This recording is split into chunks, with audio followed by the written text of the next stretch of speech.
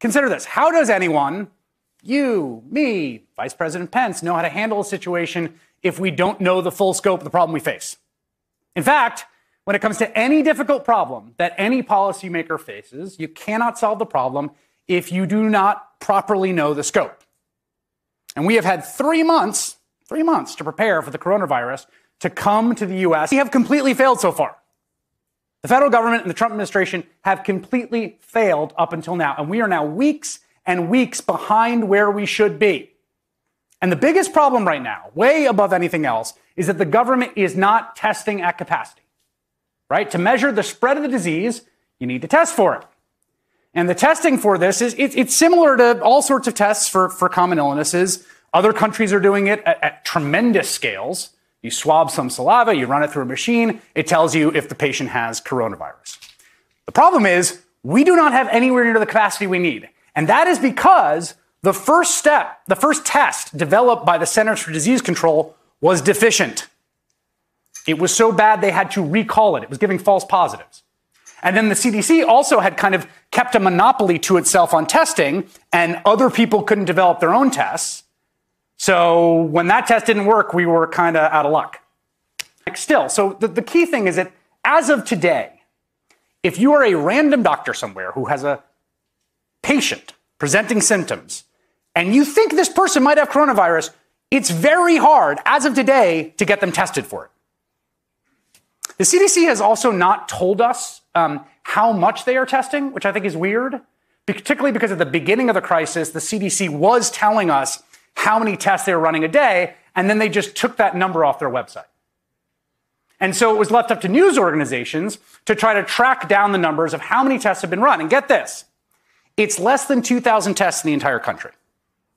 Okay, so today, these two great reporters at The Atlantic did a lot of shoe leather reporting, and they reported the following. We can only verify that 1,895 people have been tested for the coronavirus in the United States. Less than 2,000 people. For context, in South Korea, more than 66,000 people were tested within the first week of the first case of community transmission. South Korea is now testing 10,000 people a day. Now, the worst of the outbreak in the U.S., of course, has been centered around Seattle, Washington. We have 14 people who have died in that state so far. And a spokesperson for the Seattle mayor told Yahoo News that only 100 people have been tested in an area that's inhabited by 3.4 million people. And somehow now, even 2 weeks after a senior city official warned that we need to prepare for disruption, we still have reports as of today there is limited testing capacity in the places on the front line of this epidemic, from Washington to California. Here's a headline in the LA Times today. Look at this. Chaos at hospitals due to shortage of coronavirus tests. And the article quotes one California doctor explaining how people working in the ER exposed to the virus cannot get tested. Quoting him here. The doctor said another suspected coronavirus patient was a transplant nurse whose job is to work with immunodeficient patients. I said, come on, please, we need to test her. And if you want to get a sense of why this is so dangerous, it's worth taking a moment to take a look at another famous disaster. And I want to be clear here before this section of the monologue that the stakes of that disaster, much, much higher, a much bigger disaster, much greater scale of devastation and misery. But the thing is, there's a lot to learn from studying disasters, whether that's the Challenger launch decision, or it's the aftermath of Hurricane Katrina, or the financial crisis, or in this case, the nuclear accident at Chernobyl. And one of the most disastrous things that happened in Chernobyl is when the accident first happened, people all through the chain of command, good people, smart, skilled people, they didn't want to believe it was as big a deal as it was. Nobody wanted to suggest things might be even worse than everyone thought.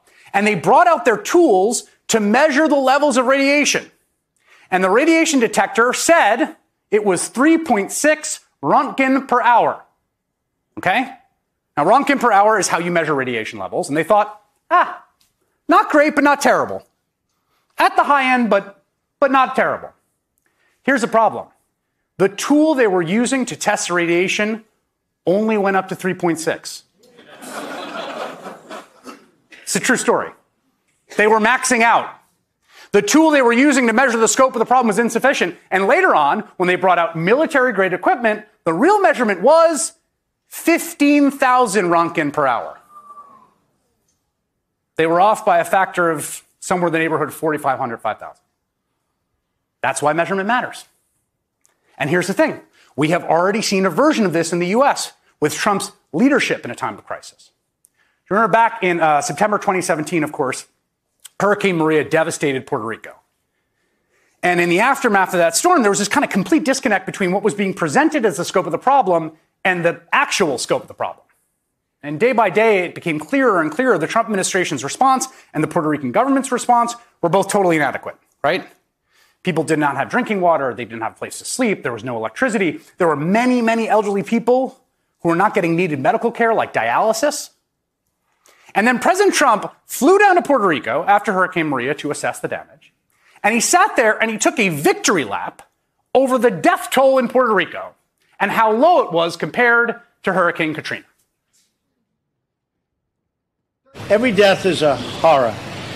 But if you look at a real catastrophe like Katrina, and you look at the tremendous hundreds and hundreds and hundreds of people that died, and you look at what happened here with really a storm that was just totally overpowering. Nobody's ever seen anything like this. Now, what is your death count as of this moment? 17? 16 certified. 16 people certified. 16 people versus in the thousands. Right. What's your death count? 16. 16 certified. Except that number was wrong. Of course. The number was the equivalent to 3.6 Roentgen. It was only what they had measured. Almost a year later, once researchers went into the island and they looked at the death toll, we learned it was 3,000 people. Not 16. The president faked his way through it by mismeasuring the crisis on the front side and got on the backside with pure BS. And that is very much what it looks like he's doing right now. So here he is today. He's signing an $8.3 billion spending bill to fight coronavirus, and he's wearing the same costume he wore when he went to Puerto Rico after Hurricane Maria. Weirdly, why? He's in the White House. He's bragging that he got $8 billion when he only asked for $2 billion, and that the coronavirus came out of nowhere. And in the middle of all this, he's joking with reporters and tossing his pen to them, just like he tossed those paper towels to the people of Puerto Rico. And if you're concerned at all about what his priorities are, then listen to him at the CDC today. He is talking about what to do with a cruise ship off the coast of California right now that is filled with Americans, thousands of them, who have been exposed to the coronavirus. They would like to have the people come off. I'd rather have the people stay, but I'd go with them. I told them to make the final decision. I would rather, because I like the numbers being where they are. I don't need to have the numbers double because of one ship. That wasn't our fault. I like the numbers. I would rather have the numbers stay where they are. But if they want to take them off, they'll take them off. But if that happens, all of a sudden your 240 is obviously going to be a much higher number, and probably the 11 will be a higher number. You heard what you just heard. He's saying that his preference, in defiance of the experts, is that these sick Americans stay marooned on the boat because he doesn't want the numbers going up for him, which is the perfect example of him doing it again. All he cares about are the numbers, not the actual problem. He went into Puerto Rico and he said 16 people died. And now here he is saying, keep them on the boat so my coronavirus numbers don't go up. I want to keep them where they are. In this one way, virus is like radiation. Can't see it. It's going to go where it's going to go. But we can properly deal with this. We can reduce transmission. We can take the proper steps. This is not going to be World War Z. There is nothing to panic over or lose sleep over personally. It is actually the truth. You've heard this from the administration. It's true that more people will die this year of the common flu than this virus, almost certainly. But, okay? In order to keep the outbreak manageable, we have to measure it properly. Because you cannot spin a virus. And this is what happens when you elect a BS artist to the most important job in the country. He has BS'd his way through his entire career. He has BS'd his way through other crises, and he is trying to BS his way through this one. And so here we are.